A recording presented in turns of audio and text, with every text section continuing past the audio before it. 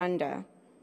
And then we will have Adwa Boachi, who's the youth voice in that panel, and also the CEO and founder of Rec Room.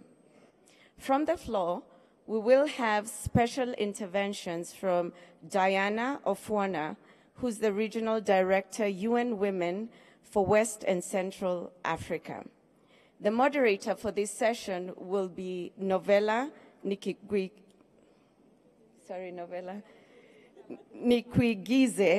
TV personality and friend, and I'm already butchering her name, from the Rwanda Broadcasting Association. After that panel, we will have an announcement for the Miss Geek Africa 2018 winner, and that will end the session for Smart Africa Women. We will then immediately dovetail into the closing ceremony. Dr. Ture will give closing remarks, and then the Honorable Jean Didieu, who's the Minister of ICT in Rwanda, will give the vote of thanks. So that's the order of the program.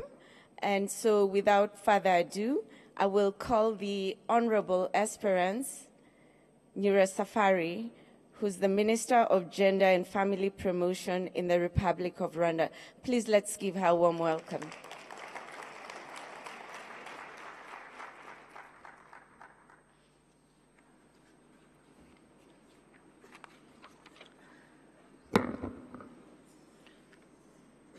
Honorable Ministers here present, the Executive Director of Smart Africa Secretariat, the Commissioner for Infrastructure and Energy, African Union Commission, the Resident Coordinator, One UN, representatives of international and regional organizations, representatives from academia, leaders and investors from the ICT industry, distinguished ladies and gentlemen, good afternoon. It is with great pleasure that I welcome you all to this particular session, the Smart Africa Women's Summit.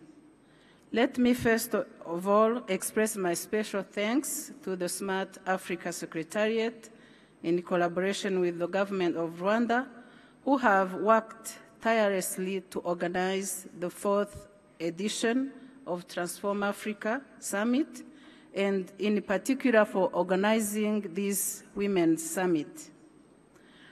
I would like also to thank you all for your presence, which is an indication of the importance you place on the role of girls and women in ICT. Referring to the Africa Smart Women and Girls Declaration launched last year during the Transform Africa Summit, 3 key principles were formulated. First principle is to increase access and affordability of technology infrastructure for women and girls.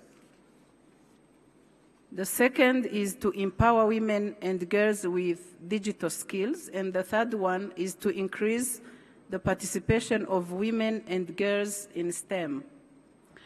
I hope that this session will come back to the implementation of this declaration and renew call to action for digital inclusion, allowing women's contribution to achieving the Africa single digital market. In this regard, my country has put much efforts towards closing the digital divide, especially through the He for She initiative, for which His Excellency, the President of the Republic of Rwanda, is one of the global champions. And among the 3 commitments that he has pledged, we have the bridging the gender digital divide and attain a parity in ICT access, usage, and innovation.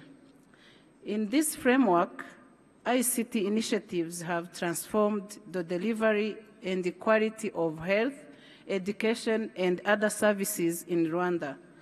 In health, for example, the modern innovative mobile technologies, including rapid SMS for emergency labor and tracking the maternal and child health continuum of care, have resulted in considerable decrease of maternal and infant mortality rates, whereby the infant mortality rate decreased from 107 out of 1,000 live births in 2000 to 32 out of 1,000 live births in 2015.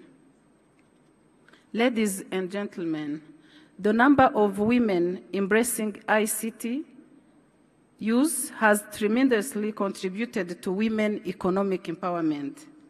This has also improved their access to market information and triggered the launch of more business initiatives for women. For example, mobile phone ownership by women has played a critical role in increasing access to finance through money transfers. Through this gathering, we shall commit to address the existing gaps. We still witness them. And we shall commit also to develop smart Africa women and girls strategic plans in our respective countries and to contribute to the Africa's socio-economic transformation by actively putting ICTs at the center of our women and girls empowerment interventions. Before I conclude, ladies and gentlemen, allow me to invite you all to a 2-day gender conference entitled Achieving Gender Equality, Changing Dynamics and Accelerating Progress, scheduled to take place tomorrow up to Friday at Serena Hotel. This conference aims at discussing on effective financing mechanisms for gender equality while ensuring women's digital inclusion and their contribution to achieving the knowledge-based economy. Let me also take this opportunity to once again thank the Smart Africa Secretariat for collaboration in organizing this conference. On this note, I thank you all for your kind attention and wish you productive discussions, and join me in welcoming the Commissioner from AU to give her remarks. The Commissioner in charge of infrastructure, please, you are welcome to give your welcome.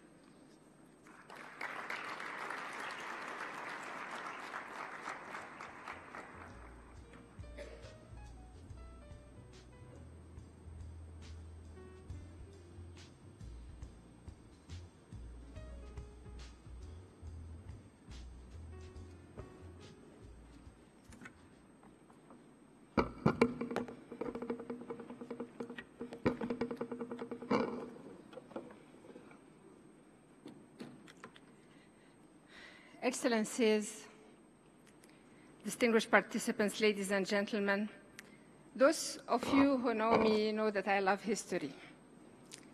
When I say Merit Ptah, what do you think, or who do you think I'm talking about? If you have your mobiles, please check it out very, very quickly. Merit, as in M-E-R-I-T, and then Ptah, P-T-A-H.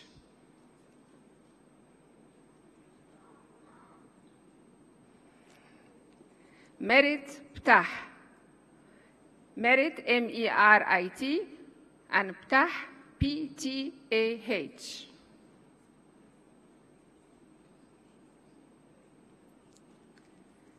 Well, if you have, you will find out that Merit Ptah is the chief physician of the Kingdom of Egypt, 2,700 years before Christ. That's more than 4,700 years ago. She was the chief physician and doctor, and what we know is that she practiced medicine, she taught medicine, and she taught also the physicians of the kingdom, and she was held at a very, very high level. She is the very first woman scientists to be known by name in history. And it happened here on this continent.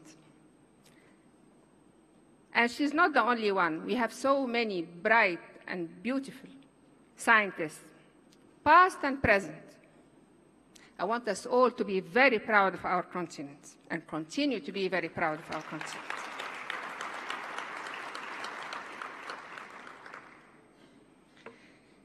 Excellencies, ladies and gentlemen, on behalf of the African Union Commission, it is my greatest pleasure and honor to participate in this summit dedicated to women, or more specifically to smart women, knowing that all women are smart, as we are within the Smart Africa framework.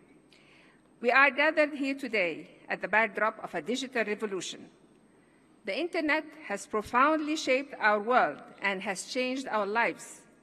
The proliferation of ICT devices and services have drastically changed the way we communicate, work, do business, as we moved from firm-based economies to network economies. Indeed, today, information and communication technologies, ICTs,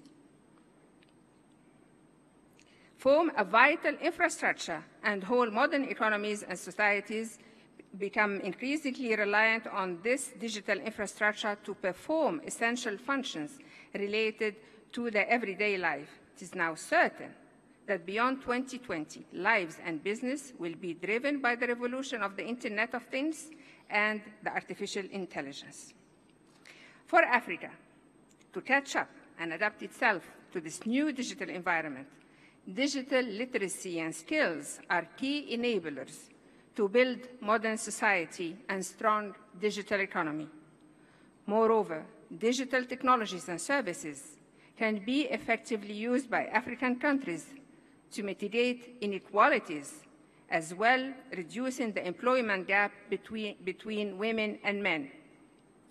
Digital skills can be used for strengthening women's and girls' empowerment and increasing their participation in governance and also in the labor market.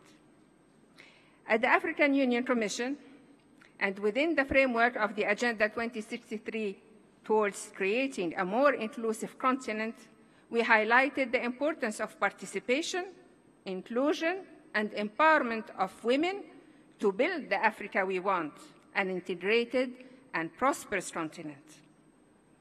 We strongly believe on the potential of ICTs to empower African women and girls, notably to provide education and job training, promote literacy, improve access to healthcare, and enable the exercise of legal rights, as well as getting better information about government policies leading to improved women participation and involvement in political field.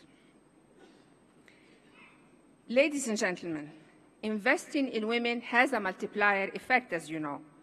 Women generally reinvest in their families and communities and play a key role in reducing poverty and promoting social and economic development for themselves, for their families, and for their countries. Therefore, equal opportunity access and usage of ICT's application and services for social well-being will help young women to bring lasting changes in their communities and countries. African women have to fully participate in shaping Africa's digital future by playing a leading role not only as active users, but as creators of ICT applications and content that respond to Africa's needs. There is need, thus, for our governments to advocate and promote digital literacy for African girls in all schools and universities through incorporating ICT skills in the curricula and providing girls with digital competences that will allow them to take advantage of huge career opportunities in the ICT sector. It was here last year when I listened very carefully to the words of President Kagame when I was on the podium. He said that when we talk about gender equality in ICT, we cannot separate this from gender equality in general. If we have adopted, and when we adopt, a gender strategy that aims at giving equal opportunities to women and men then this will continue in all fields. So ICT is not really an exception. We're not inventing something new here. What we're calling upon is equal opportunities for women and men, full participation of women and men in all sectors, including ICT. That's our plea here. And thank you. I can conclude on the speech, but I wanted also to make a very strong point about something that I just saw when I arrived. You know when they say that what you cannot measure or what is not measured, do you know what's the rest? Cannot be done. So unless we measure, things will not get done. That is to say that only when we have specific and quantified indicators and gender-specific and quantified indicators, things will not get done. Let us give the Ministry of Rwanda a round of applause about this wonderful work. They're showing to us again the example, setting very clear and specific and quantified targets and objectives and measured indicators about advancement of women in ICT. And that's why I interrupted my speech, because I was really all admiration of this booklet. So thank you again, Minister, for the great work your country is doing.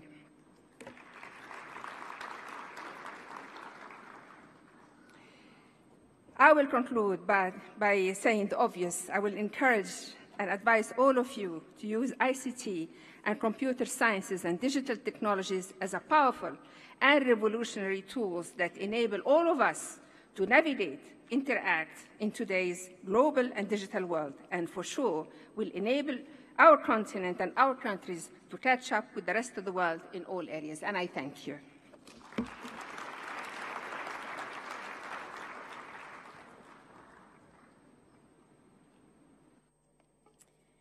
Thank you so much, Honorable Esperance and Dr. Amani, for those inspiring words. And Dr. Amani, especially for sharing the story of Merit Pta, another giant on whose shoulders we stand on as women. It's really inspiring to know women have been awesome for over 4,000 years.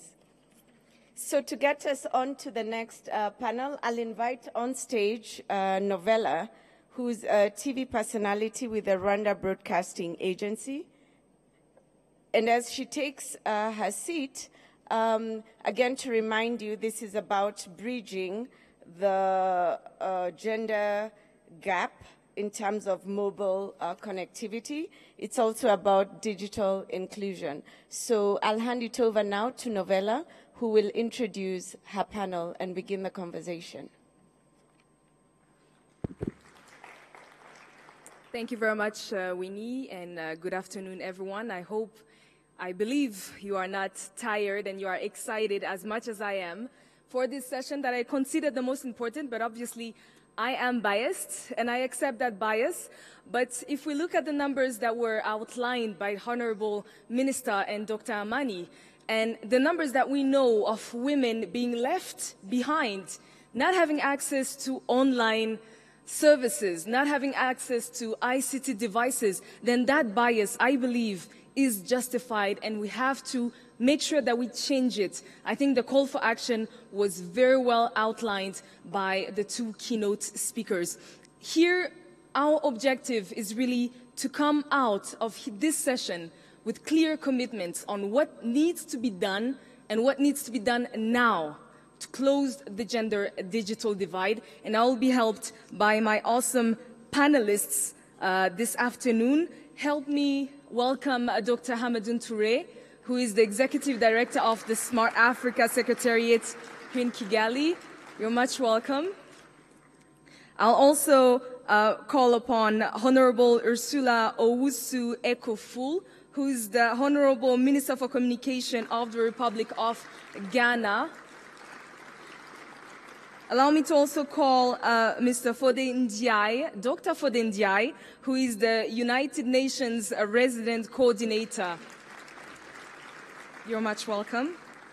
I'll also call on Mrs. Adedoyin Odumfa, who's the CEO of Digital Jewels, coming from Nigeria, but based in Kenya.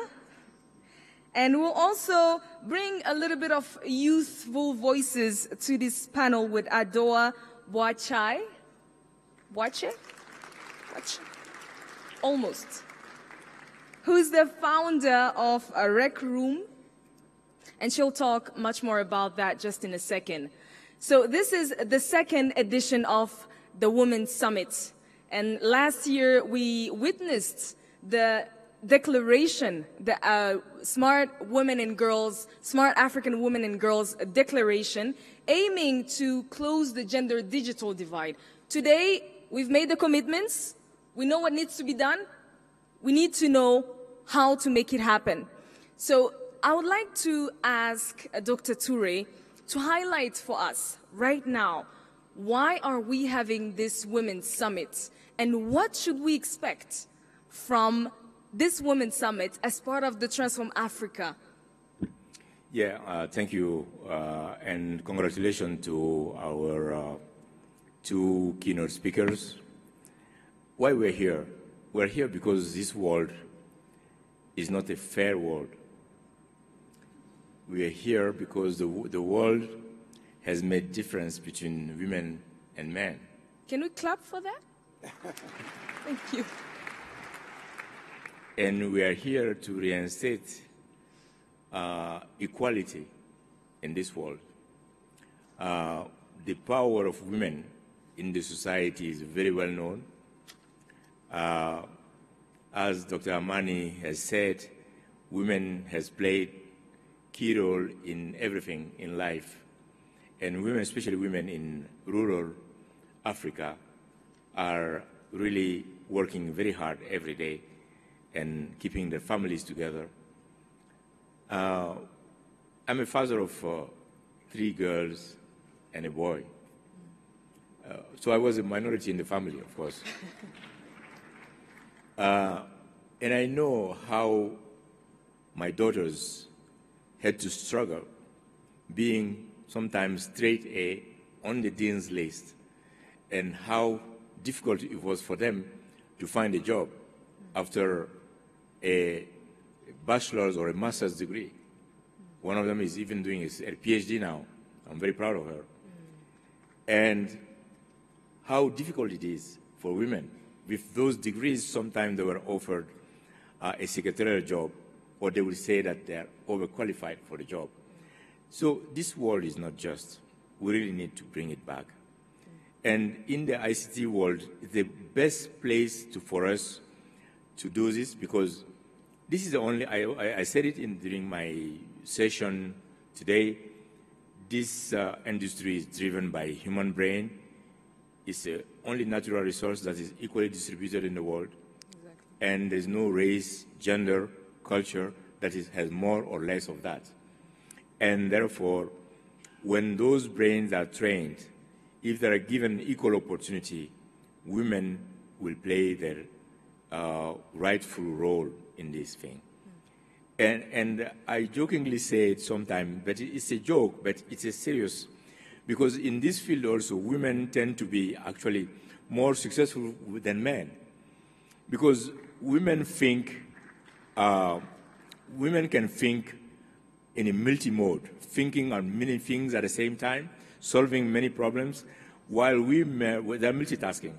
While we men are, we call digital, we are, because we are sequential, one thing at a time. So in the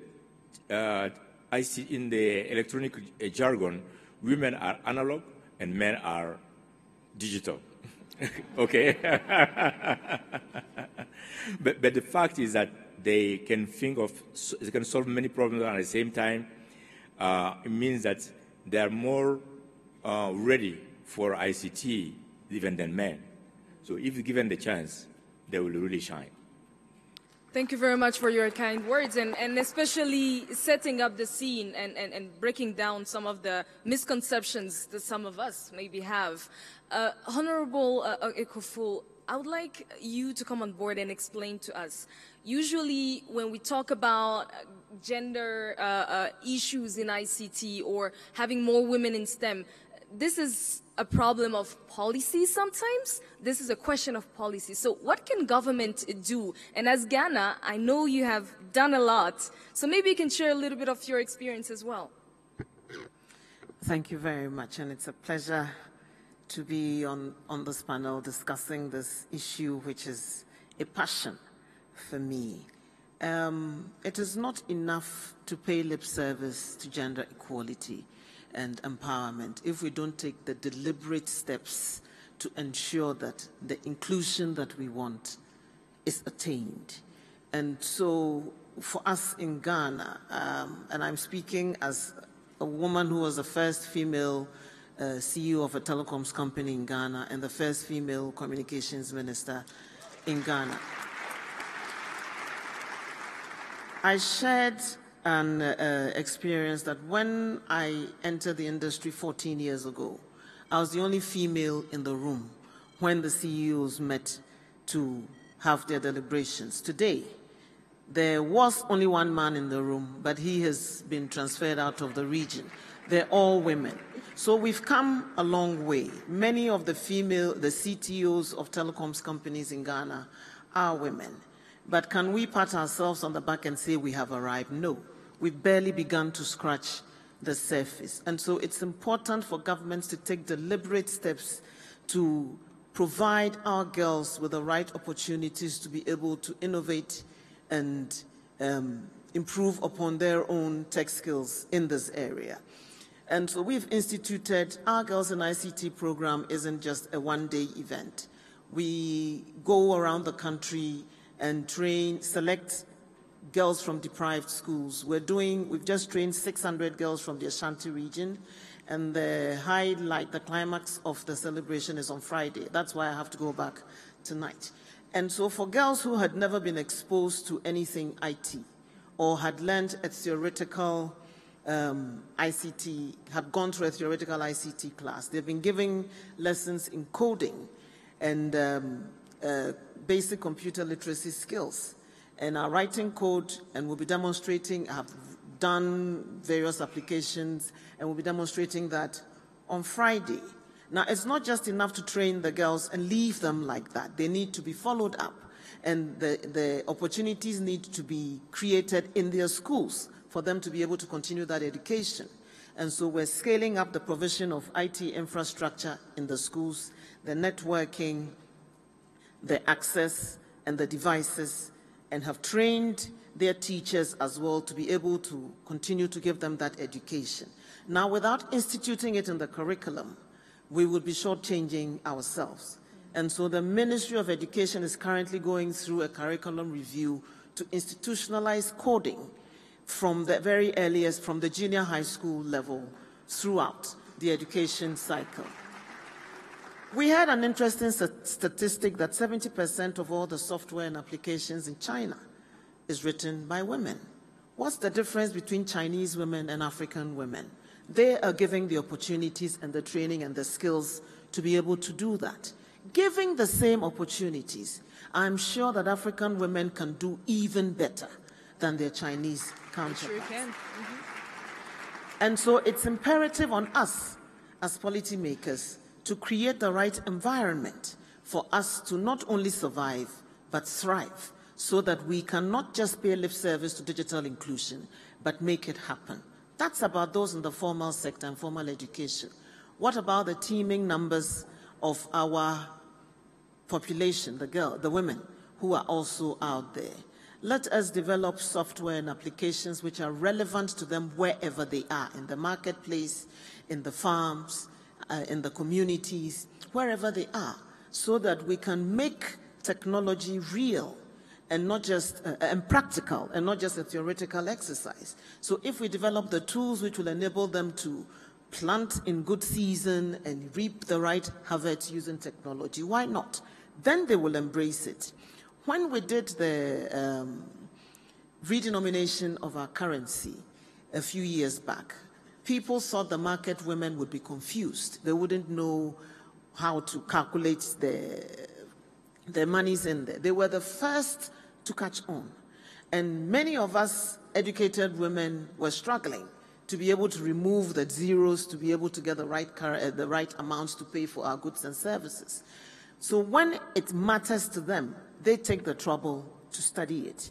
And so when we make technology relevant to them, when we make ICTs relevant and let them know how it can revolutionize their lives through giving them small loans, they are the biggest users of mobile money in our country because they use it daily to trade, and they've seen the real utility of mobile financial services. Scale it up. Make it interoperable.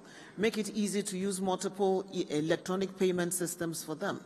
It reduces the dangers they're exposed to if they can also have commerce electronically and sit wherever they are and buy and sell whatever goods and services they want. It also enables them and facilitates their work. And so in all these ways, we as policymakers can make people see that technology is relevant, it's not going away, there is going to be even more of an uptake of it going forward. Digital financial services are here. We need to teach them so that they can also take advantage of it. And these are some of the ways that we're trying to do so in Ghana, and it is working. Thank you very much for outlining those successful initiatives. And you talked about the need to scale it up. And we are on the platform where we have understood that a country cannot operate en vase clos, as French people say. We cannot be operating... Sorry? In isolation. Yes, in isolation. So how do we make sure that national programs can be scaled up on the continent? And how do we include other partners? And I would like Dr. Ndiaye maybe to come on these, especially with the view of, global commitments at UN level. Thank you very much. And Miriwe, as I said here in our country, Amakuru. And thank you very much to Smart Africa for having us. Let me say that when she was talking about this access to finance, it happened that in the past, I was regional director for United Nations Capital Development Fund, and we had this regional strategy which was building inclusive financial sectors for Africa, where we supported digital finance and access to women. And I always I like stories, as you were saying, not only the history, but also stories. I could have talked about the Imhotep, in the ancient Egypt as a godfather of the physicians all over the world. But for stories, let me bring two, and I will answer quickly your question. One is that when I was in Niger as a resident coordinator, one day I was traveling with the president from Niamey to Difa, which is 1,500 kilometers from Niamey, where you have Boko Haram. By the way, Boko Haram means education, Western education is forbidden, which means that they know that if you have the mind of somebody, you can control that person. That's where it is important that facts off. So I saw the European Union ambassador. He was so nervous, and I asked him, what's going wrong? And say, you know what, we are going there and I don't have my iPhone functioning. I said, let me try if I can be of any help. So I pick up my iPhone and I, call somebody. And then he said, are you sitting next to that person? Yes, I could do this, do that. And all of a sudden, everything worked out. He said, oh, your IT guy is marvelous. I said, no, she's my daughter. She's 13 years old. She's on her way to school. So this is exactly what we need to say. This is when opportunities are given to youth and women, we can change things. And this morning when I was with Miss Geek, this is what I witnessed. And I said to myself, I think if the youth and the women of the continent have given equal opportunities, this continent of youth and women will thrive. And Africa will really be on that spot. Now, quickly, I think that we have all the frameworks aligned. We have the Agenda 2030, which is based on the fact that leaving no one behind. By the way, UN has accepted the fact that access to internet is a basic human rights. So all the 193 members of UN should be complying with that. Second, there is a resolution which says that universal access by 2020 should be also the aim to achieve that. So one is the Agenda 2030. The second is the Agenda 2063. I think that the Commissioner talked about that. The Africa we want. This is where we have opportunities for our young people and our women. And for the Agenda 2030, two goals are very important in that matter. One is Goal 5, which is, of course, looking at this issue of gender. But to be honest, I'm the UN, but I was really disappointed that on the indicators we only have 5B, which is really promoting clearly that access. But we have goal number 9, which is also looking at the industrialization, promoting investment and infrastructure. So I think that we have all the things. I can come in, but let me just say that all the stars are aligned, and we really need that political push, that clear experience, and the way that the Honorable Minister said, I can illustrate in Liberia. In 2004, that project I was talking about, and there was a lady, her name was Fatimatu. She was just selling oil, palm oil in the streets. Now she's exporting. Because we brought in leaders, we call it, that project was micro-lead. We brought it to leaders in the financial inclusion. And now when you provide loans, you provide digital finance, you provide all these elements, I think opportunities are there, and women can really be supportive to transforming structurally the economy of our continent. I'm really very excited to be providing more elements on this debate. Thank you very much, RC. And as you have said, the stars are aligned, opportunities are there. Do we have women ready to take those opportunities? Maybe as you have been in the private sector and you have become an entrepreneur, you know this area. So do you think that we have women ready to take those opportunities that are being opened up? Thank you. Thanks for the opportunity to share. So I speak from the perspective of a techpreneur who's been grown up in IT as a profession over the past few years in various capacities, and now basically running an IT consulting firm that is pan-African in about 9 African countries. The issue for me, the way I look at it, is that IT is probably the most exciting profession, truly. That's the way I feel. It is a game changer. We know that as business leaders.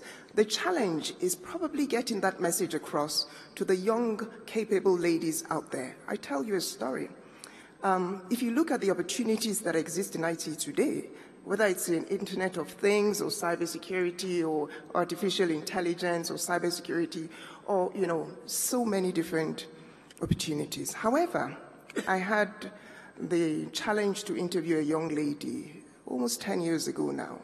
We were looking at her to join our team. She had a strong degree in electrical engineering, and we started to, talk and interview her. And about halfway through the interview, I realized that she was actually interviewing, she said, for a HR role. And I asked her why. You have an electrical degree, electrical engineering degree. And she looked at me and she said, oh, because I'm a woman. And I said to her, so? And she looked at me and she said, isn't it obvious? I can't be an engineer. And so the interview session switched immediately to a counseling session because I was trying to challenge her beliefs.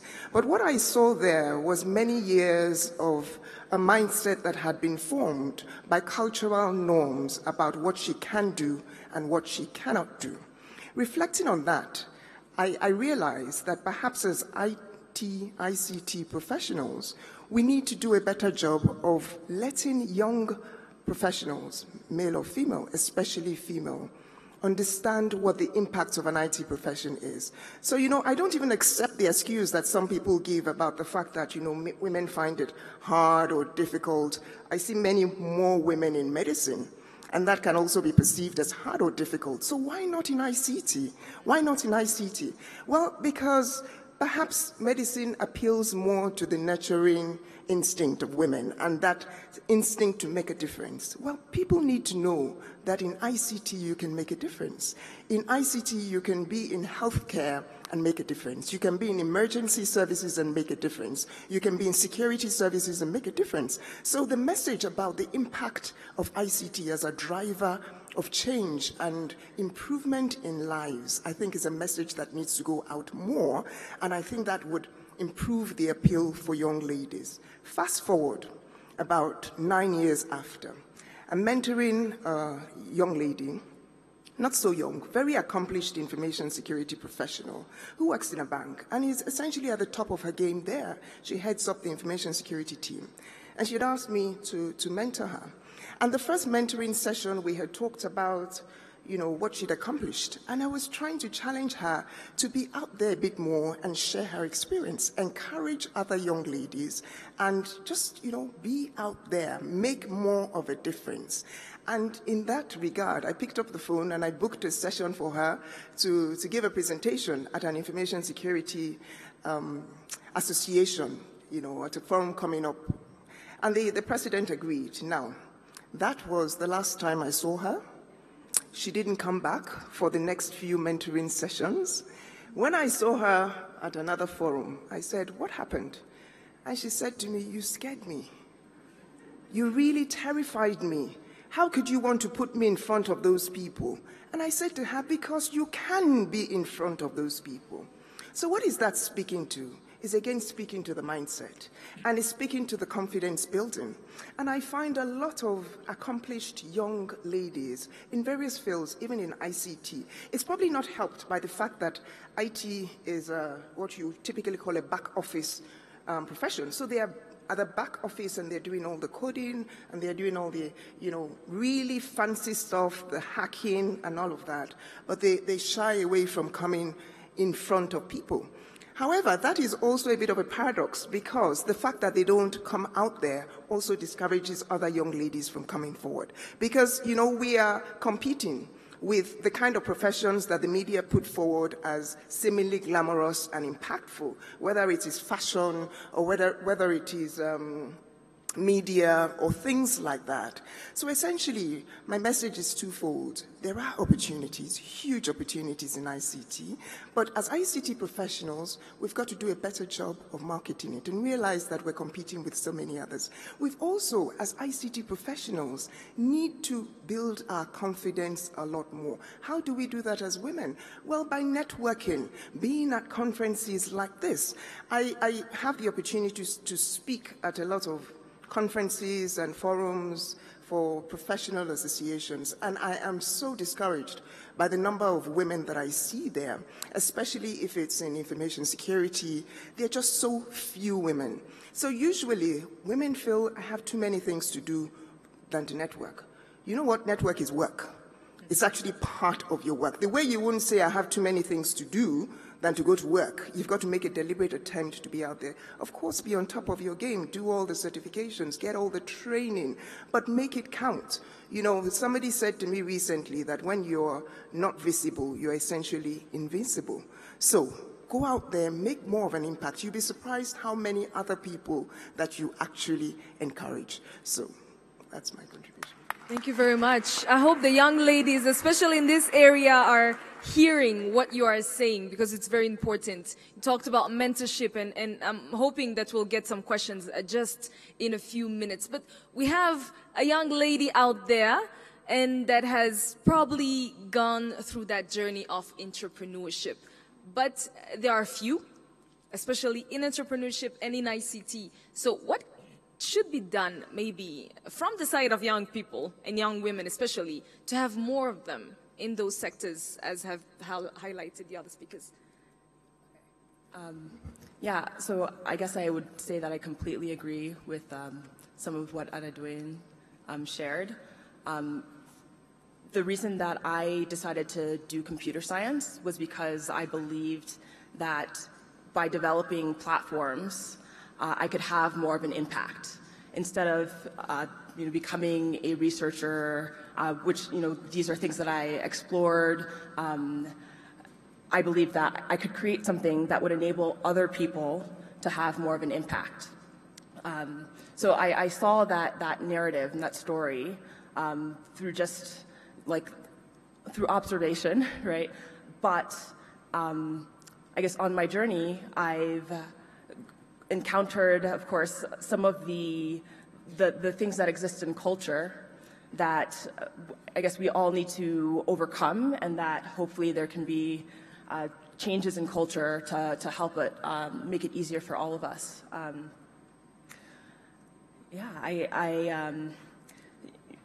Myself, I'm from the United States, and I'm also a Ghanaian citizen.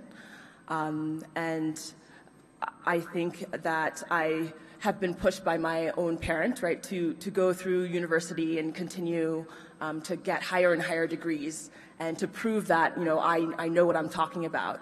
But I think there needs to also be a push for people to take risks and to understand that, hey, you do understand, you do know, and what can you do now to make an impact? So business, government, everyone needs to be in a position where we can communicate with those who work within our businesses, and for those who might approach us with ideas, to really say, hey, these are the realities. These are the challenges that we face, and this might be how we can interact. Because you might take a big leap, which I think is necessary. More of us should take leaps. But then those who you need to work with, those who you will be serving, those who you will build platforms for, I guess need to be in a position where they are willing to work with you as well. So building an ecosystem is really something that needs to happen in order for women who take leaps to be supported, to have opportunities. So I think that's what I would call for. Yeah, I think you are sharing a lot of what you have to go through, what you had to go through, etc. Yeah. What would be for you the biggest probably barrier that needs to be brought down so that we see more women in the sector?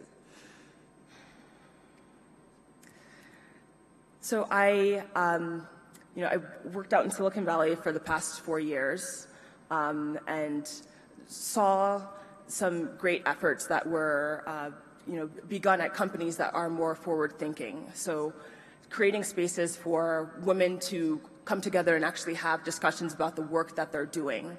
I think safe spaces, giving yourself and others the opportunity, right, to push each other forward is something that's needed. So a barrier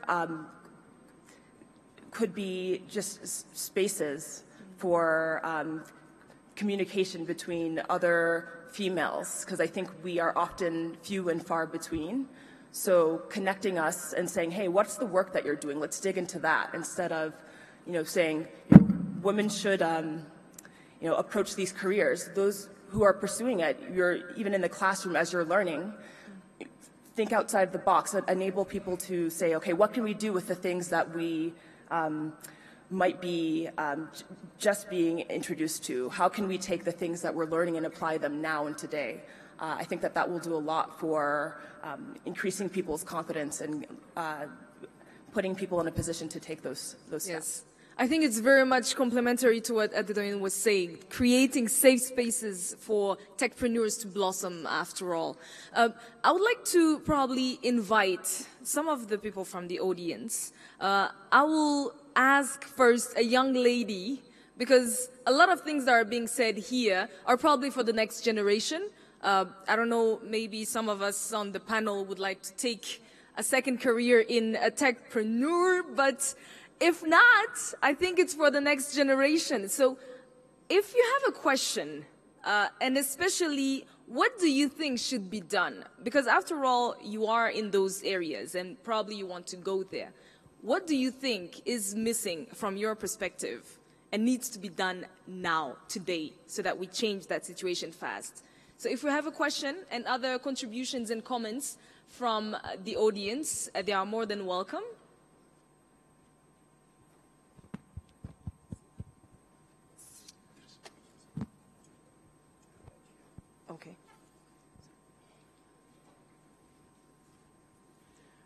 Thank you very much, Sina Lawson. I'm the ICT Minister of Togo. This is just a small contribution. I think that Togo earlier this year the government has adopted a decree stated that all public procurement contracts, 20% of all public procurement contracts should go to women and young entrepreneurs. So I think that was a very bold decree. This is something that the president wanted to achieve, so that to give a very strong signal to women that we wanted them to be in business and we wanted to help as a government in the short run. Thank you very much. I think it's very much important to actually create clear opportunities about that. Yeah, if you allow me, there is a lady here in this room that I wanted to introduce. Her name is Joanne Wilson. She's sitting in the front row. Please stand up, Joanne, so that people see you. Joanne is a PhD in electrical engineering.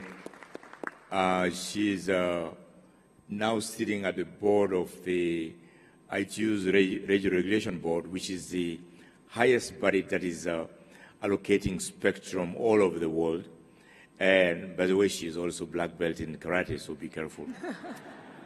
Yes. And what I wanted to say is that when I was first elected in ITU as Secretary General, there was one thing that struck me.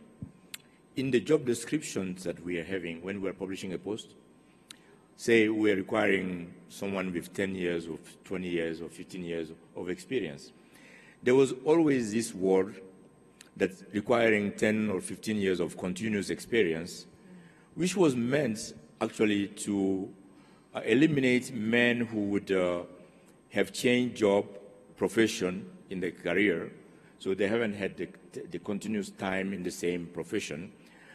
But what happened that this was discriminatory for a woman who would have a child and take a time off to take care of a child, while that time off should be counted double for her experience. Exactly. So I eliminate that word.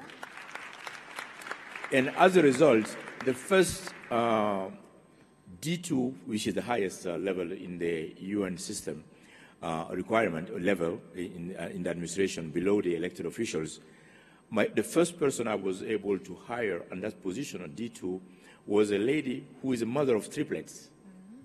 And of course, she took time off, and she was the best person in that position we ever had.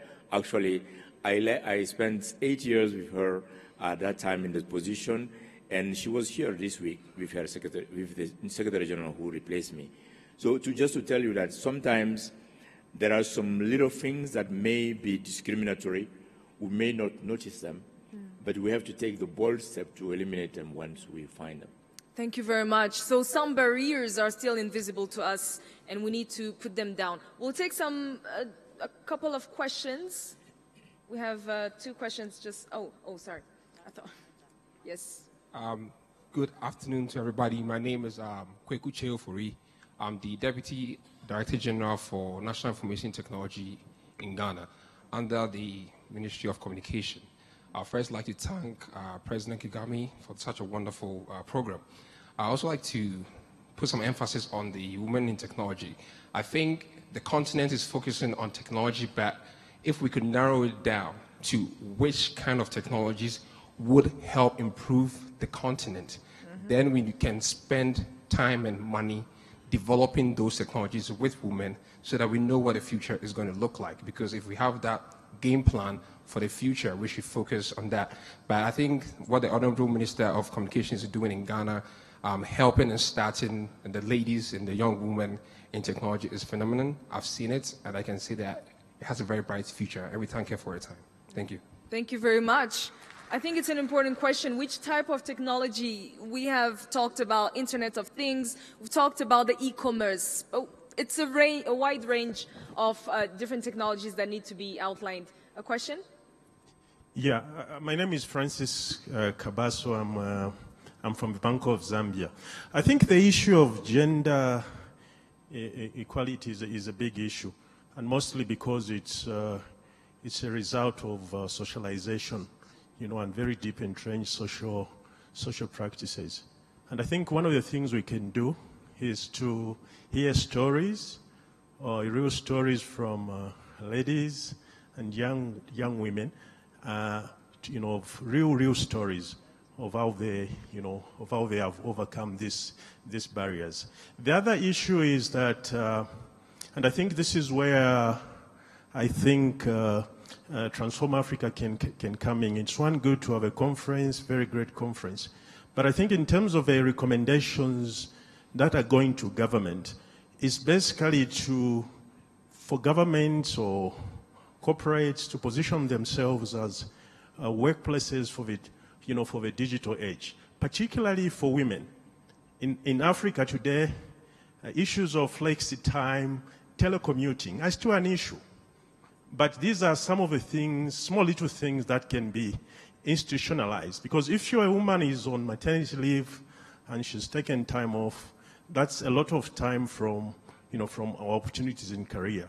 But if a company gives our opportunities, flexi time, and all these innovations, you know, instead of getting caught up in traffic and things like that, I think that can provide better opportunities for careers. Thank you very much. Thank you. I've been given a microphone this side. Can I, or should I wait? It's a lady. Okay.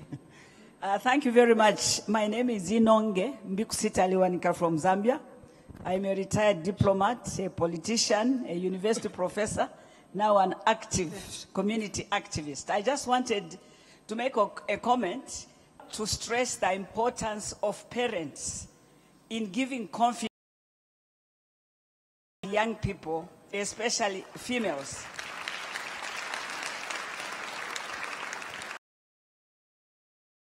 Institute for Southern African Management Institute in Arusha, that most of the successful women were very close to their fathers. And we are living in an era in absent. So the parents, you know, most of just telling has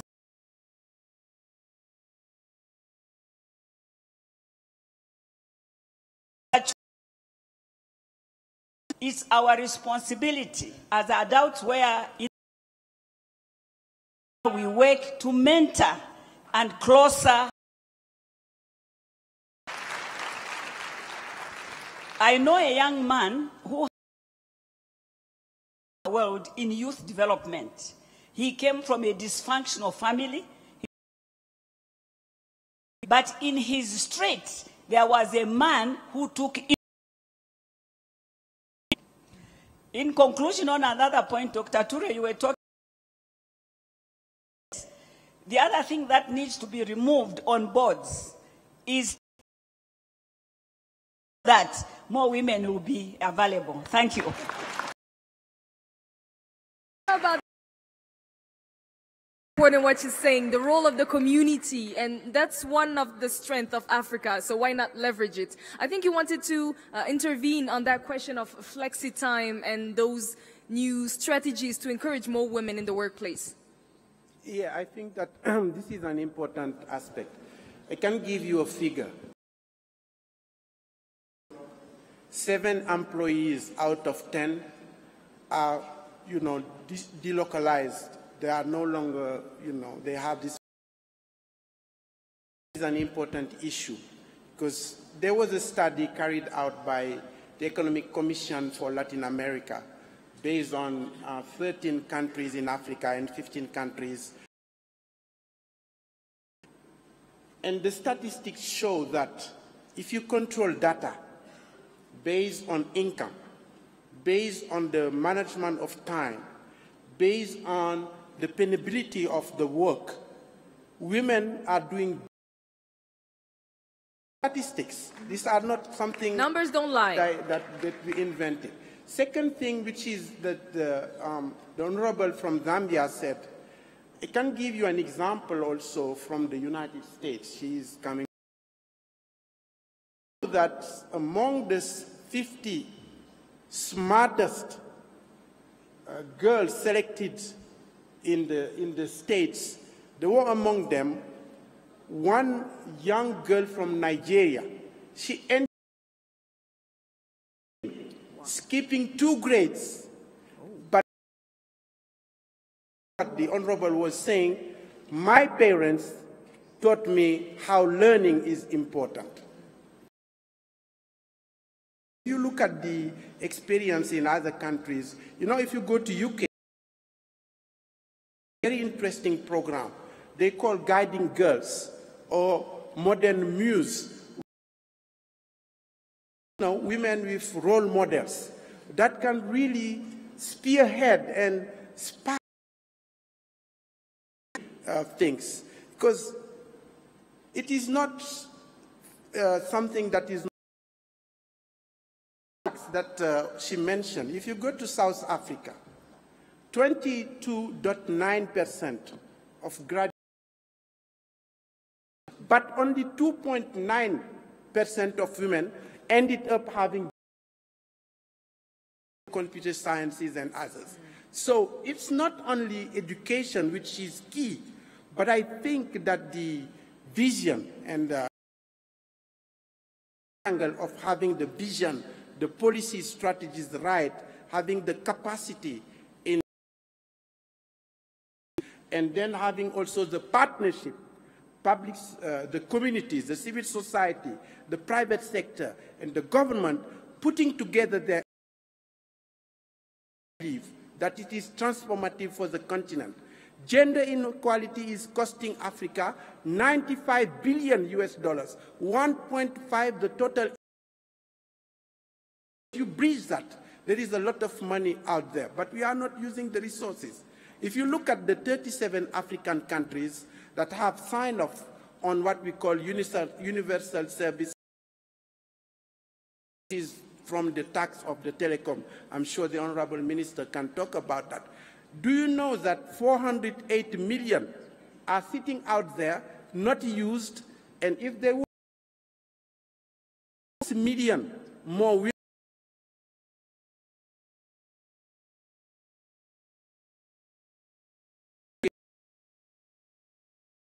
so there is a political commitment. Resources are there, but we need to forge this partnership, make sure that we have the clear vision that it could happen, it should happen. We owe it to the women of this continent, we owe it to the youth of this continent, we owe it for the legacy of this continent, and this is for me the way forward. I think it's crystal clear. I would like to probably take 2 additional questions, and then we'll have a special intervention. Hi. Yes. Oh, no. Oh, dear. Okay, you can go first. Thank you. Hi, my name is Rimini Makama. I'm Government Affairs for Nigeria and Ghana. A comment. Women in technology, we keep focusing on STEM. There are other professions within technology. I am part of the legal team for Microsoft, as well as a lot of my colleagues. So I applaud and appreciate all of the comments made today, but I think when we are encouraging women to take a career in technology, we should also talk to them about the other aspects that exist. The legal team in Microsoft has a great percentage of women. Our Chief Financial Officer, Amy Hood, is a woman, and she's number 37 on the Forbes list of the most powerful women in the world. So there are lots of careers within technology that are not just STEM.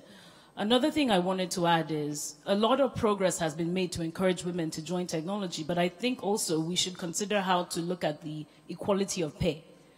We need to make a concerted effort to make sure that men and women are offered the same amount.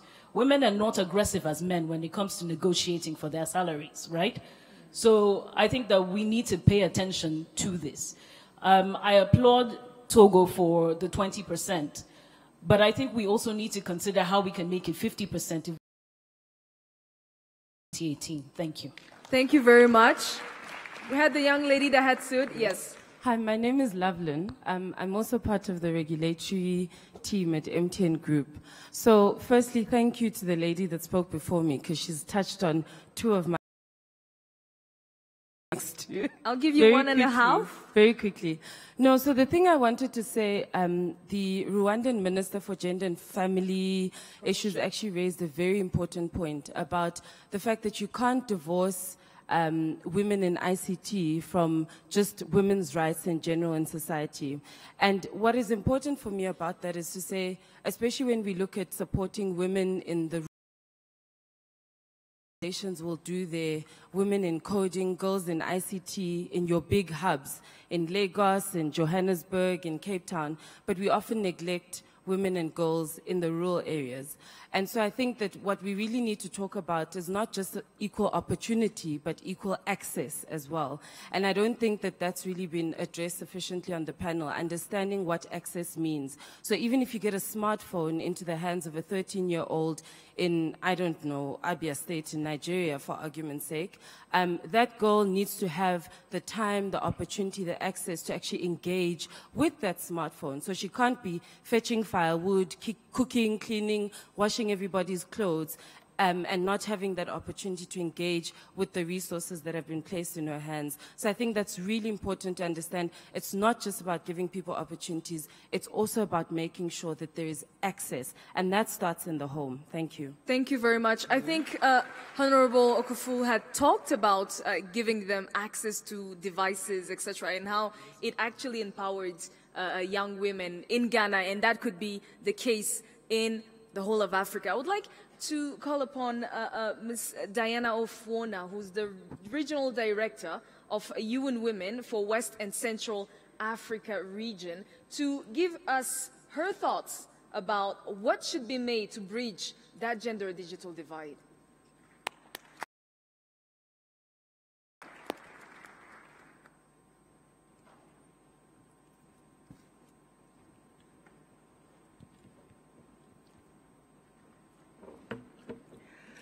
I really cannot resist the temptation of asking you to clap for our gracious host. She's really been awesome.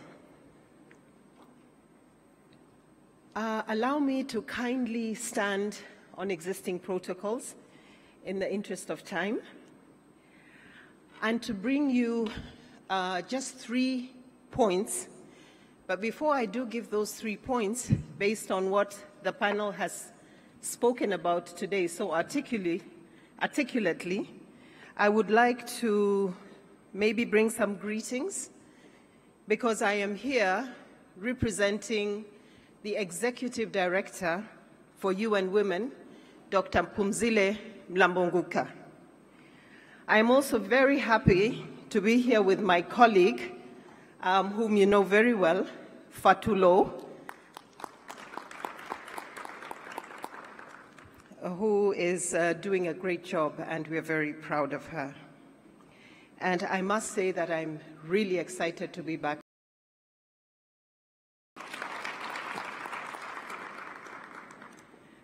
Now, it's not easy to imagine any form of development in the 21st century without the effective use of technology.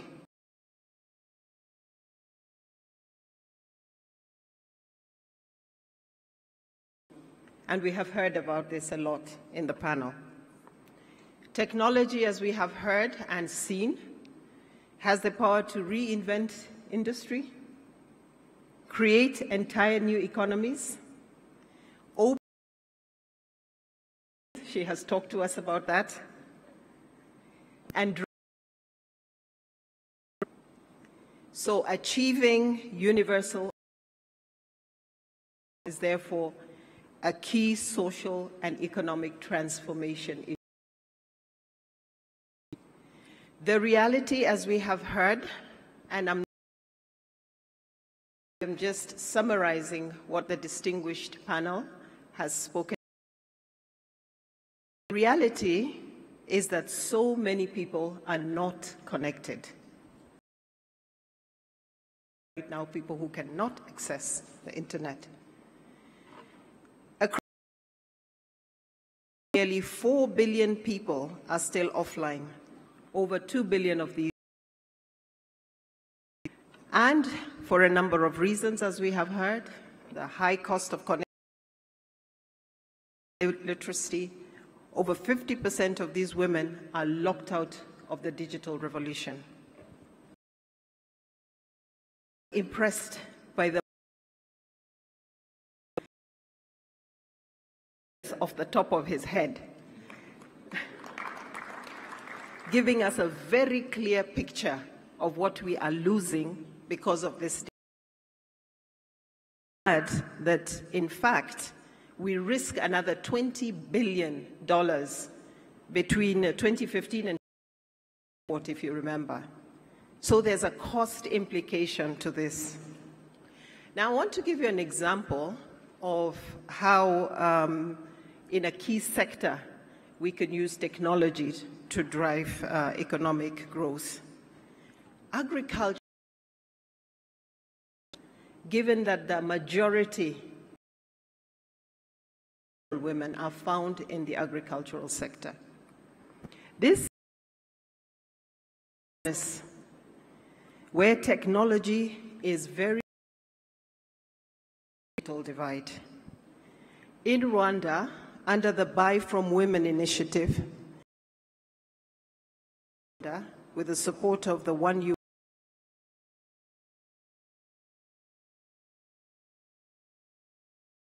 agriculture. What it does is leverage, ICT is used to leverage a digital platform that facilitates access to information, and these are rural farmers. The digital registers the farmers'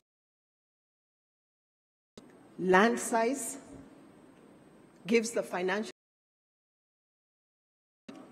over a period of time, thus giving. In this initiative, a total of 3,200 target cooperatives have been registered on the platform. The Grains and Corn Corporation. The interesting part. These farmers have large with 805 metric tons of maize delivered. A quarter of delivered by a cooperative called Coop Kuma in Gatsibo, which is led by a woman. Cooperative increased its maize production from 60 metric 16 to 155 metric tons in 2017. What does this mean in monetary terms? This corresponds to an increased income from $16,000 to $65,000 per annum. A strong indication of the great potential for economic growth, and also ensuring that you leave nobody behind, because we are talking of the rural women. But while technology is inevitable, we also need to be conscious, and this was not raised yet in the panel, that with increased digitization comes additional threats, including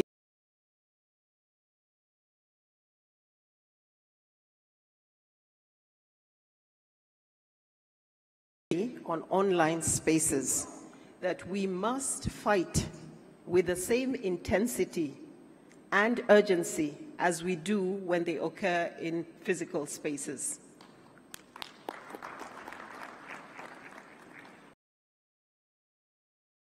What needs to be done from the distinguished panelists is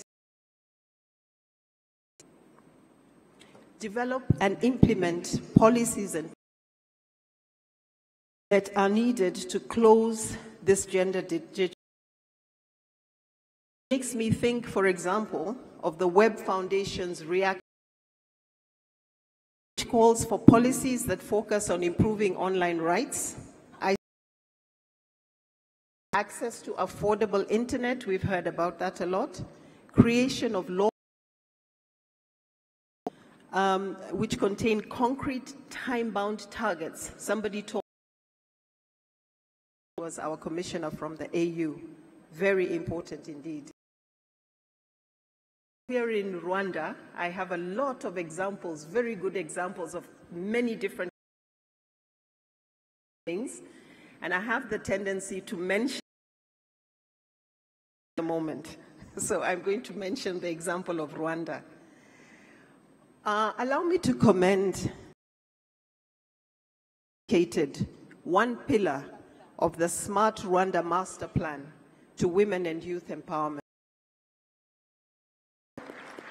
Thank you. They have one dedicated pillar, but they have 6 pillars have mainstreamed gender in their efforts to guide holistic digital transformation in practice. I commend Ghana for the affirmative procurement policy. It will join probably the 2 or 3 countries that have an affirmative procurement policy, which is to bridge the gap. And I do agree that we're not only talking about a gender digital gap in general in gender and development. I also heard the panel speak about skills, and this was spoken about. Invest in empowering women and girls with digital skills, increase their enrollment, and we have just heard from one person from the floor, not only in STEM, but in reward innovation among the youth. We have heard about the Miss Geek. For example, is working with governments across the world on various partners to support initiatives aimed at enhancing. And of course, we've worked with Carnegie Mellon University. I am the code, a number of. Finally, I think I did financing. We heard about the Universal Service Access Funds. Funds dedicated to expanding connectivity and the underdeserved. I absolutely high time we get going. We have only 3 that have used these women and girls. I mean, this is not to do so much better. You spoke about, I don't know how many millions in USAF across 13 countries, there is absolutely an urgent prize. Look very, very closely at the use of these, and we make sure that they are used effectively to. If I did miss anything, I'm sure somebody will complete. One word, closing the digital gender gap is the golden key Africa into a knowledge-based, innovation-driven, agile, open, and competitive smart economy. Let's do this. Thank you. Thank you very much. Let's do this. I think this sets a strong call for action to all of us. I would like, out of time, I think we've mentorship, giving equal opportunities to men and women. We've talked about the need to opening them to other areas. Like in just 1 minute per panelist to go out and act. So what should people keep these discussions? We'll start by Honorable Minister. Governments can also use the skills that we unearth from the youth, and applications geared towards meeting emerging challenges in our societies. Government should also procure those software and applications and not just well, that is what would also give them the financial muscle and encourage them to do even that, giving them the right skills, opportunities, providing the infrastructure, the to innovate, driving down the cost of data so they can do more of what they do, our countries right within our generation. I'll hand it over to you. I'm looking at the Honorable Minister of Youth. I tend to say that women connect to knowledge, education, infrastructure to have the required connectivity, connect and access,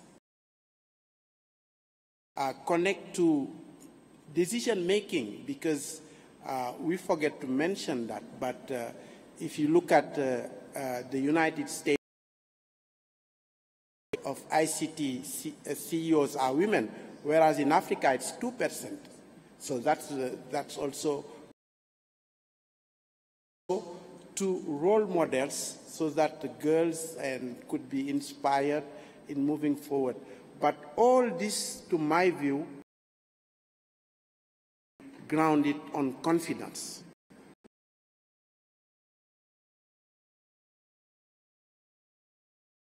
Is already on the path of being the 21st century of the global work and the global economy, and that making sure that ICT would be an enabling factor to make sure that Africa leapfrog, and in that matter, just one word I coined last time in Rwanda, and I'm happy to say that Rwanda is among the 4 countries that have zero balance in using their Universal Service Access Fund. Among Nigeria and Cote d'Ivoire are the 4. They are 95%, so it's fine. So one word I really want to get out of this is what I coined as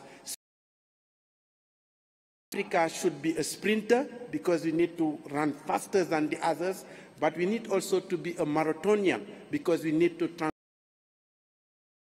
Thank you very much. Very wise words. Adedoyin? So it's the business leader can examine your practices, your workplace practices, and look out for conscious and unconscious biases. As a female, in a lot of communication as Mr. Odunfa, because I have a unisex name. Okay, a lot of the language biased towards men. So look at them with a different lens and see how you can make your workplaces more female-friendly. For the female business leaders, if you're not already mentoring, they need role models, as has been said. You know, the challenge for me to you is each one reach one. If you have the capacity to reach 2 or 5, go out there and mentor the young ladies. For the young ladies in the room, I think it's very important to be deliberate about your career. It's a tough profession, so be prepared to compete on an even lane. Don't accept discrimination, but also don't expect preferential treatment. You know, businesses are there. So you've got to be a valuable employee. You've got to be a productive, high-performance employee. So be at the top of your game. Don't expect handouts. And women generally are usually very hardworking. So be at the top of your game. But for goodness sake, get support. It's not an easy journey. Friends, you know, female fellow professionals, get support. There's some female support bodies that have been extremely successful. in West Africa, we've got WinBase. It's very, very helpful because there you sort of interface with people who have common issues as you do. So get help, whether it's on the front, get help. But please keep focused on the goal. As I said, everybody wants to have a high-performing, highly productive employer. Or even if you decide to start your own business, you need to be also high-performing.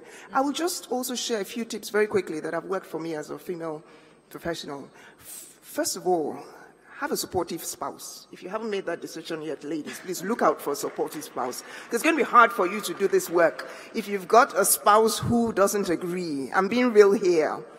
And then, thank you very much, Adoyin. I think we're much beyond the 1 minute. No, I want to be real. But last word. If you have 5 children in 3 years, you can't have 5 children in 3 years. 3 children in 5 years, to be honest, it's going to be difficult for you to compete in the workplace. So, it's not about somebody discriminating against you. It's that you haven't put in the work, the time that you need. So, space your children. Thank you very much. Last word, Adwa. Yeah, I guess my summary would be that I think portions of the digital divide. There's like the last mile, just getting women who are being introduced to the internet to find real utility in it. Different ecosystems, that finding ways to use the internet for fun, right? That's a way that people start. For me, I can speak from the other perspective. When you are actually working in tech itself, it is about finding support. It is about having an ecosystem that supports the risks that you want to take. And having cultures that also support that risk-taking. So I guess I would say that I'm excited to see what efforts the governments take, and I'm also excited to see women taking risks and being supported and taking those risks, finding the real challenges that exist, and hopefully finding, again, in partnerships with businesses, with governments, and with people in their local environment to actually address the challenges that are there on the ground. Thank you very much. And I'll leave the last word to Dr. Toure. What do you think should be the main key takeaway from these discussions? First of all, let me tell you, with technology evolution as we see it today, first of all this problem will be history because placing us in doing the job for us will make life easy, and then we will be taking care of our families and just have fun. But having heard about everything here, I think everything has been said. First, education is important. Education, and it doesn't stop in school. At school, in the street, and at home is very important. Role models are important. The political leaders need to take the necessary rules and regulations that need to be in place for that, so that there is of everyone. And last but not least, actually financing from private sector whenever. But to the youth, I'm telling them also self-confidence, believe in yourself. Tomorrow is going to be, you're going to be somebody, and believe in yourself and see the person you want to be soon happen. Nobody's going to do it for you. Please go ahead and believe in yourself and make life a good one.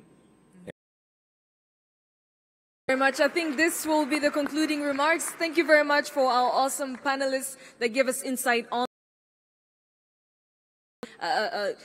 coming out of our time a little bit, but I hope it was worth it. I hope that we had very important insight.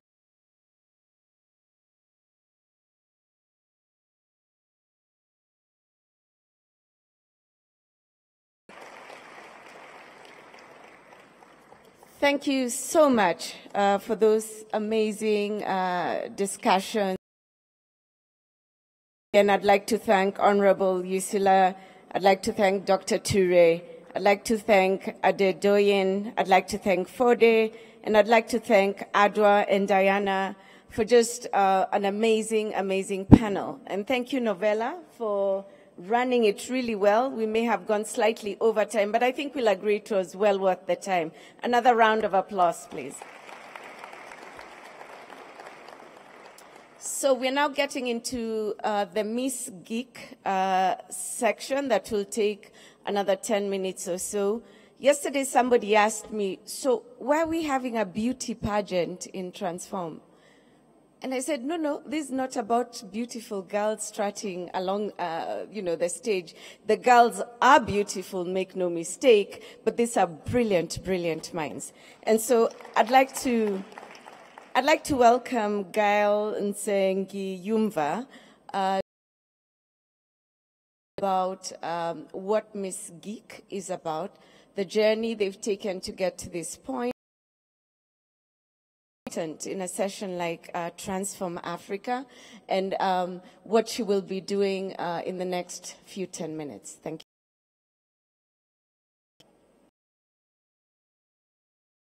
Thank you, Winnie. Thank you to everyone who's been patient enough to stay here and see the Miss Geek, the beautiful and smart women. My name is Gail Nsengi-Yumva. I am part of the Girls in ICT. Girls in ICT is a group of women who work in various STEM fields. And what we do in our extra time, or time that we try to find, is to mentor other girls and encourage them to join the STEM fields and link them up with other role models as well, because we want to see more women in STEM and raise the next generation of women in ICT. So without any further ado, I know it's been a long day. We'll just show you a quick video about what Miss Geek is and what the road has been from when they started up to now. Thank you. In 2014, with a simple idea of creating a competition that would allow girls to look around the community, think of solutions to problems that they're facing. This edition of Transform Africa Summit has also highlighted the Miss Geek. Through an annual competition gives young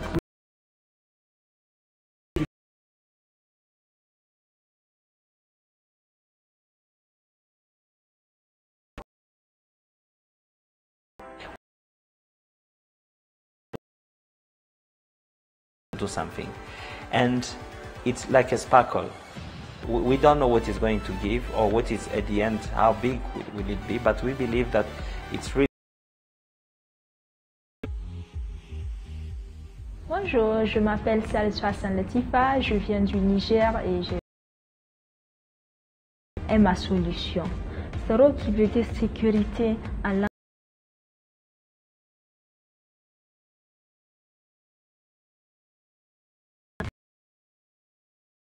qu'ils puissent savoir arriver à ces lieux. Ainsi, mon application permettra aux secouristes d'envoyer des conseils pratiques en gestes de sécurisme avant leur arrivée. Bonjour, je m'appelle Adé et j'ai 21 ans. Je viens d'une communauté yoruba où les parents dépensent vraiment sur les enfants pour les études, mais qu'en fin de compte, ces derniers trouvent difficilement de l'emploi. Ma soeur qui a une plateforme disponible en web et en application mobile hybride. J'ai 23 ans et je suis de Djibouti. J'ai constaté que le taux de divorce ne cesse d'accroître depuis ces 2 dernières décennies à Djibouti. C'est pourquoi j'apporte la solution grâce à Emihiri de la vie de couple. Nous offrons des services de conseil et de coaching sur le code familial. My name is Alida Omurunji. I'm from Rwanda and I'm coming from Gashara Girls Academy of Science and Technology. My solution is called Comafro, which is an online website or web app that will allow small retail shop owners to buy online and get products from different wholesalers from different countries in Africa, and it will also cater for transport because it will allow transport companies to register so as to offer the transport service to the destination country. Salut, je m'appelle Hassan Traoré, je viens du Mali et j'ai 25 ans. C'est la maquette, l'application mobile qui va aider tout un chacun, qu'on soit insulté des produits et services en ligne. My name is Christelle Mazimaka from Gashore Girls Academy. I live in Rwanda. I'm 17 years old. A platform that provides local entrepreneurs a chance to connect to local investors to come up with a relation, which is a business. Hi, my name is Beryl Esther Nekesa. I'm from Kenya and I'm 21 years old. My technology incorporated into the single digital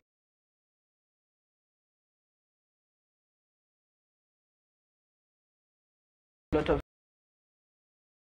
enhanced transparency and openness because the blockchain provides this. Je m'appelle Kitio Divine, j'ai 15 ans et je viens du Cameroun. Les jeunes ne savent pas du tout parler leur langue locale alors que ça fait partie de notre identité culturelle. Donc c'est ça qui m'a poussé à pouvoir développer une application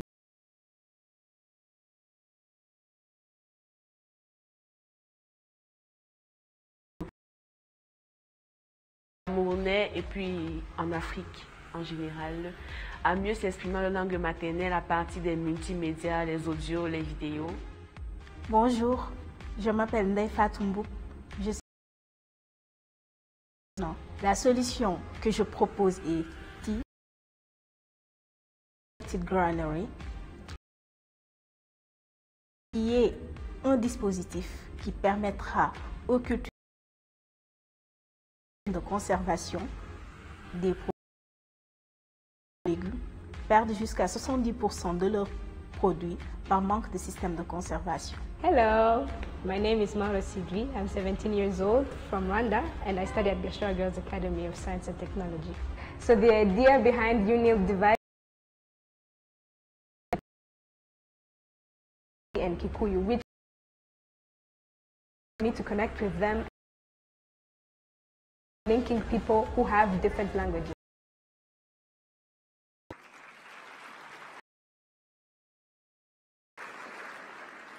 What we didn't show you in this video, out of over 200 applicants, please give another round of applause to these brave girls. I would like to call upon these ladies. First, I'd like to call the President of Girls in ICT.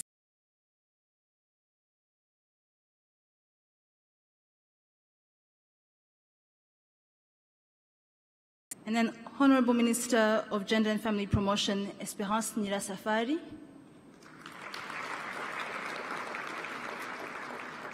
Dr. Hamadoun Touré, Executive Director of Smart Africa.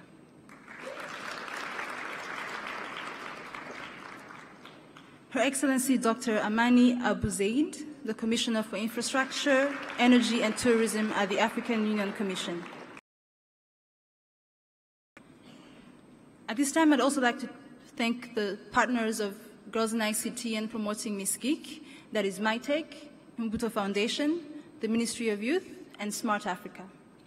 I would also like to recognize the sponsors of this event. Those are UNDP, CMU, GIZ and BMZ, Rwanda, Rura, Cube, Girl Effect, DMM Hehe, and Sibuko, and KCB Bank. If you could give them another round of applause. Logistics possible, so we really appreciate you partnering and donating to our cause. So for the awards, we'll call the 5 who did not get through the top 5, but who are also winners by any means. There definitely are. So I'd like to call upon Astan Traoré from Mali.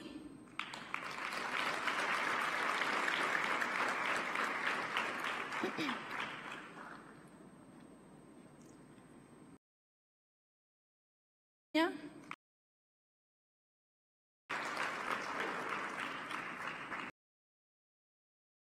Kader from Djibouti.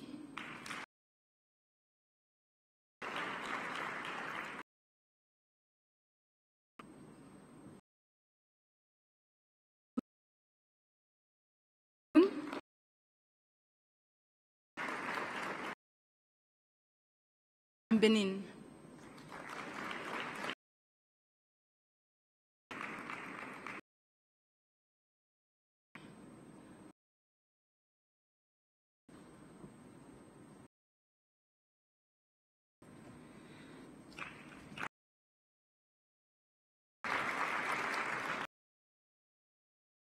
Through a grueling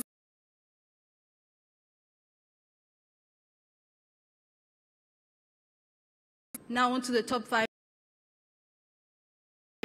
They don't know yet who has won. So as well. I'd like to call Alida Omurungi. She's number 5.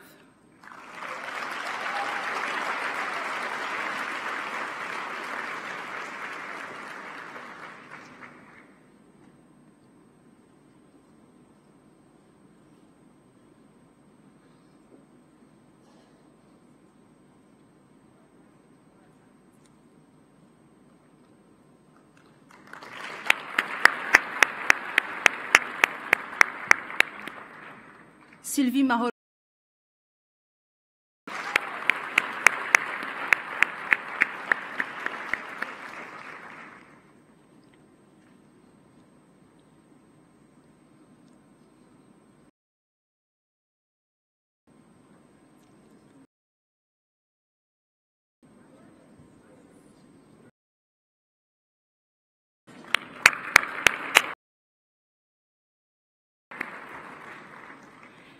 So we're now on to our top 3, and it's quite a special year this year because every one of those top 3 is from a different country, so they're Miss Geek in their own right and in their own countries.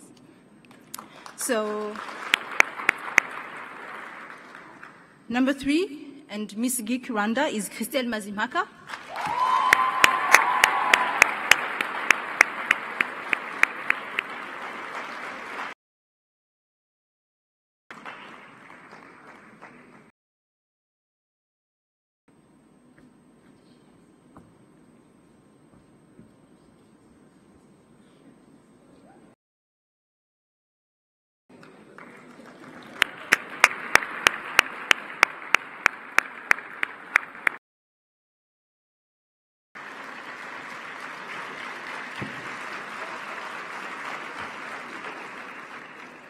So as you have seen, the second Rwanda as well gets a cash prize of 1 million Rwandan francs. National conference courtesy of Rura. And I think all the contestants, actually no, sorry. All the contestants are going to be getting new laptops and new phones soon. As well.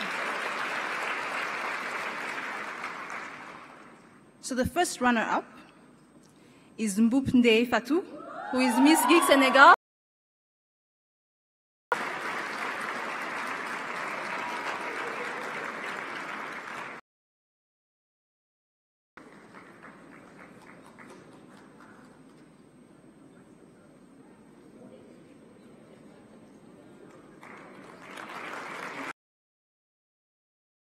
$2 million Rwandan francs.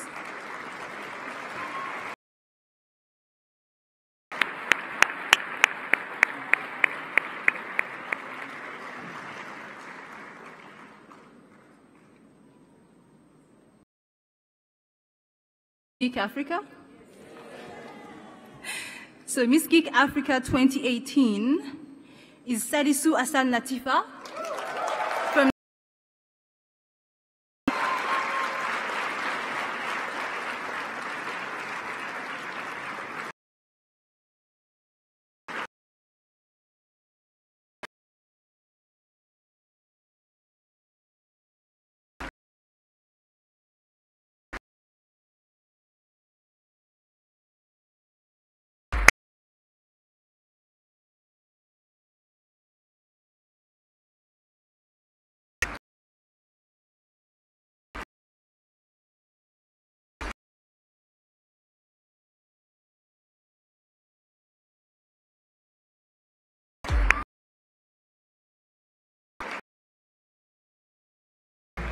I would also like the government of Niger because they made sure they covered everything for their contestants to be here today, and we hope that's something other governments are going to do going forward as well.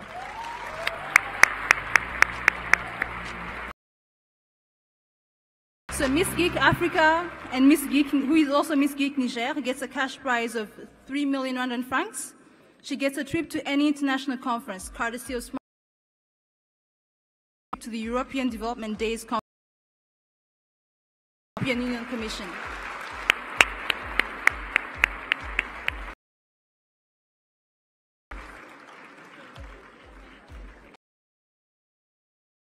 Thank you very much. I think we're going to have a photo op with all the Miss Geeks contestants and the finalists with the award.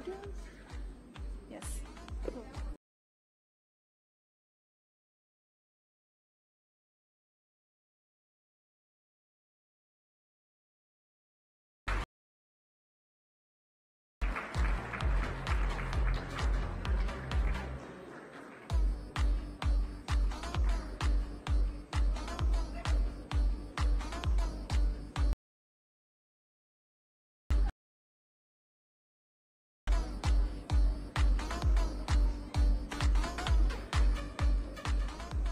So we have more Geek finalists. I have just learned that all the finalists will also participate in a week code that is sponsored by GIZ and BMZ. So, thank you, GIZ and BMZ.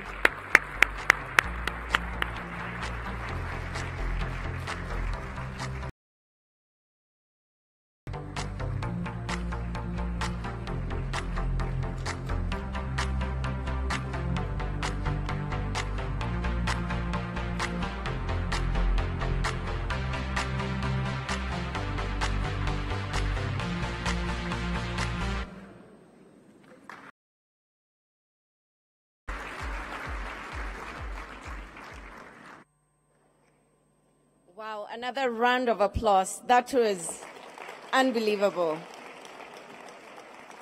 To the young girls, we are in awe. Give up, you're the future that is this continent. And so, we promised you bigger, better, smarter. And we do hope that in our own little way that this 2018 has delivered. We hope that in the course of running from room to room, from session to session, that you have learned something new from the smartest and brightest. We hope that you shared your thoughts and ideas. We hope that you've been inspired and challenged. But above all, we do hope that you have made new friends and new business connections. Yesterday, some of you may have run into Sean Spicer, the former White House press secretary. Yes, he was here.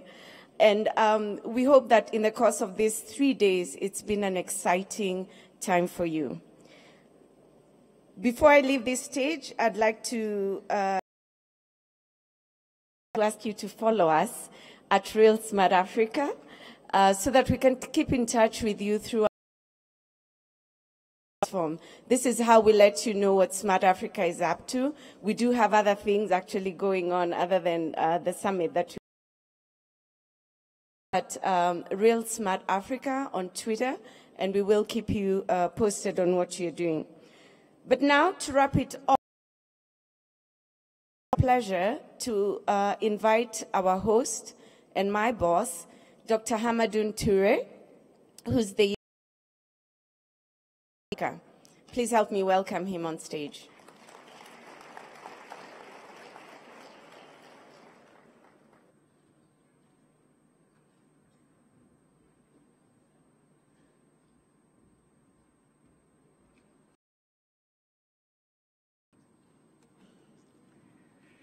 Wow, what a day. Honorable ministers, distinguished ladies and gentlemen, dear youth, first of all, I congratulate the winner of Miss Geek 2018, as well as all the finalists. Please stand up again for a round of applause. Stand up, stand up, stand up, stand up. Levez-vous, félicitations.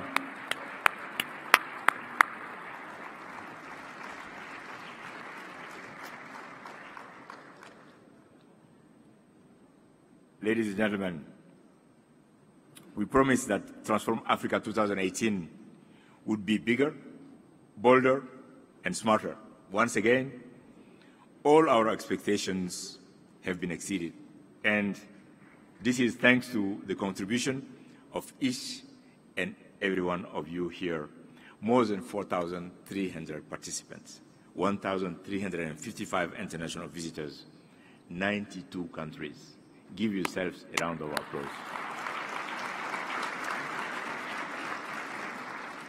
Many conversations and agreements were reached by more than 600 organizations that took place to the summit. Smart Africa alone signed 7 cooperation agreements spanning from accelerating the smart city movement to expanding Internet for all to promoting youth innovation. And as usual, every signature is not an end.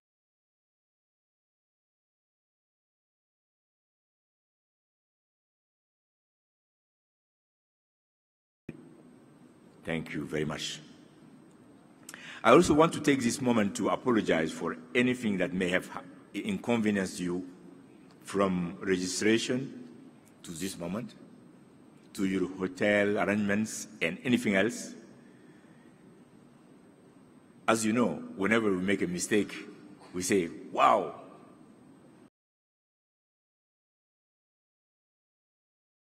Here at Smart Africa, we don't want to make the same mistake twice. And that's much we can promise. This gives me confidence to stand in front of you and pledge that Transform Africa 2019 will be once again bigger, bolder, and smarter. And it's save the date for Transform Africa 2019. Ladies and gentlemen, Transform Africa 2019 will take place here in Kigali. 2019. I'm also proud to announce that the theme of this event has been set by our board that took place yesterday under the leadership of President Paul Kagame, President of the Chairman of the board. The theme for next year has been set as boosting Africa's digital economy.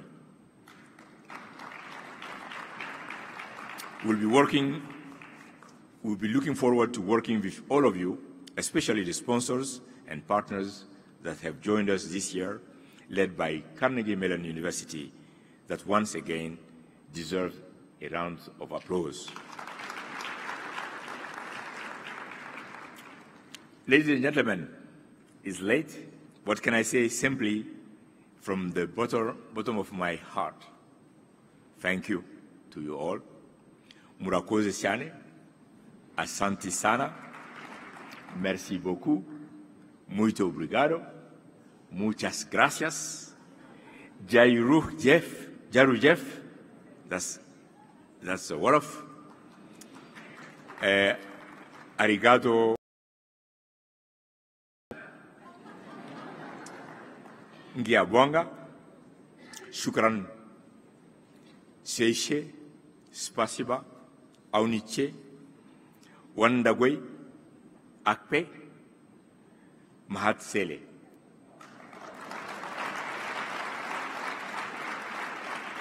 Ladies and gentlemen, this brings us to the closing of this wonderful event, and we look forward to seeing you over the course of the year. Our next rendezvous should not be just May 2019. We hope that each and every one of you will come to see us again. You have made new friends here during your time here in Kigali, and that friendship should be a lasting one that will contribute to the betterment of Africa. So thank you very much again, and bon voyage. Merci.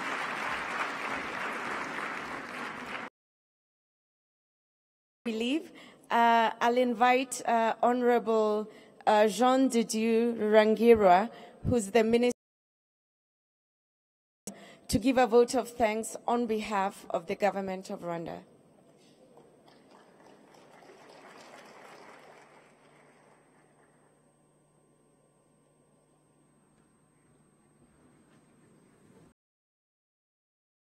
Good afternoon, honorable ministers and senior officials, distinguished guests, ladies and gentlemen, dear friends. This year's Transform Africa Summit has come to a close. It was your presence and contributions that have made this event a success. We are humbled that you joined us, and we thank you very sincerely for your participation. We are grateful for the official delegations and the sponsors who made the event possible. We appreciate the entrepreneurs and inventors who shared their experiences and their vision for a better future. We also commend the hard work of all the organizers, ushers, sound engineers, security personnel, and the hospitality professionals behind the scene who kept things running smoothly. Please join me as we congratulate all their efforts.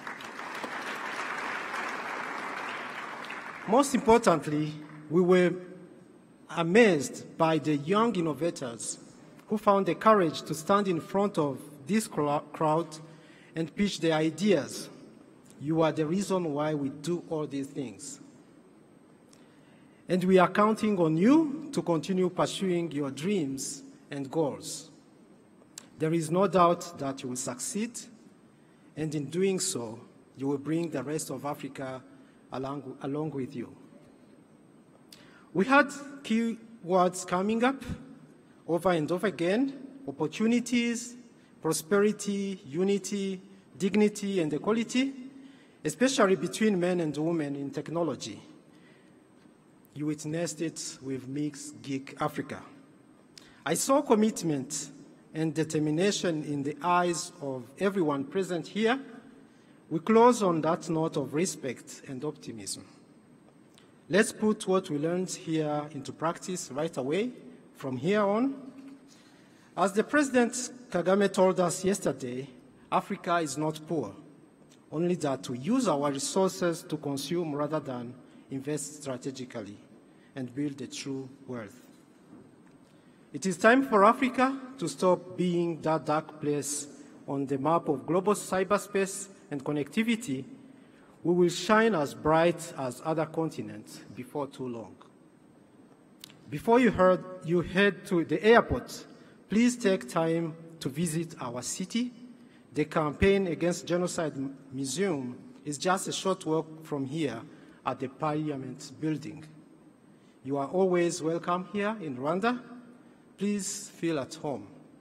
We want to see you here for the 5th Transform Africa Summit next May, if not before. Transformation is happening. Innovation, we witnessed it and we are living it, and I'm sure everyone have connected. Thank you once again, and I wish you a safe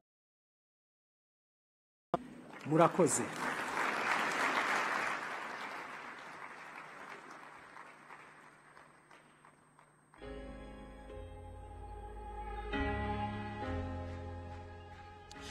Inama ya Transform Africa ku nshuro ya 4 mu gihugu